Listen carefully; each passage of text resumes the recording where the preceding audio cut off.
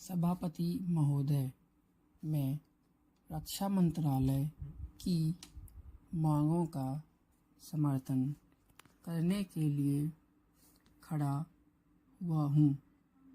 वर्तमान घटनाओं से पता चलता है कि संसार का हर देश अपनी सुरक्षा के बारे में चिंतित है और उसके लिए हर प्रयत्न कर रहा है।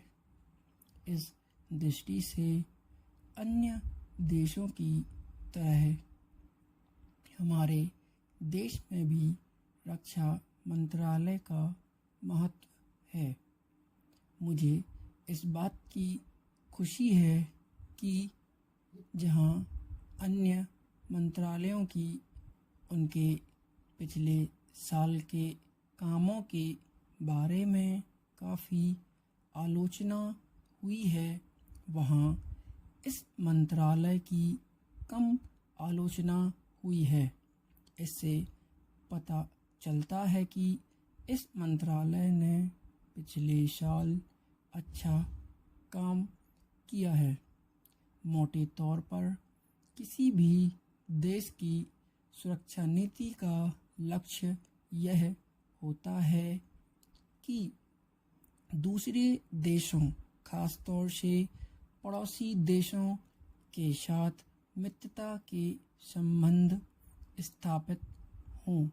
हम एक दूसरे के मामलों में हस्तक्षेप न करें, लेकिन उसके साथ यह भी ज़रूरी होता है कि हम अपनी सीमाओं की और अखंडता की रक्षा करें। इसीलिए हमारा यह कर्तव्य हो जाता है कि हम अपने पड़ोसियों के कार्यों पर पूरी नज़र रखें, क्योंकि आज तक हमारे देश पर जो संकट आए वे हमारे पड़ोसियों से आए हैं।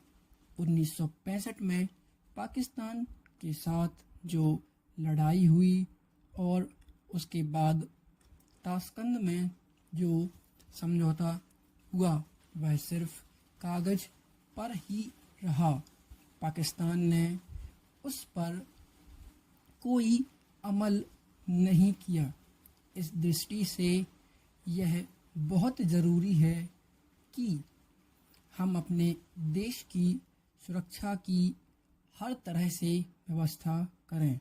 हमारा उद्देश्य दूसरों पर आक्रमण करना नहीं है, लेकिन यदि हम पर कोई आक्रमण करे तो हम में इतनी शक्ति अवश्य होनी चाहिए कि हम उसका डटकर सामना कर सकें।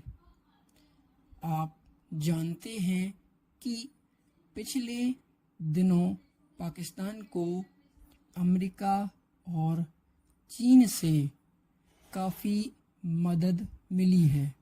रक्षा मंत्रालय की रिपोर्ट में भी कहा गया है कि पिछले साल अमेरिका ने पाकिस्तान को 1500 करोड़ रुपए की फौजी सहायता दी है।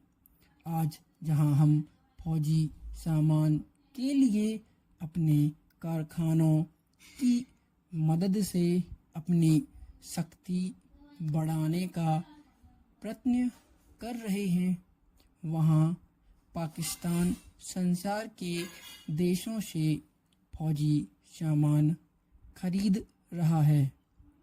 अपनी नीति के कारण वह सब देशों से लाभ उठा रहा है। मेरा सुझाव है कि हम अपनी शक्ति बढ़ाने के लिए संसार के अन्य देशों से अधिक फौजी सामान खरीदना चाहिए। आज तिब्बत की सीमा पर चीन की 1.5 लाख फौज खड़ी है।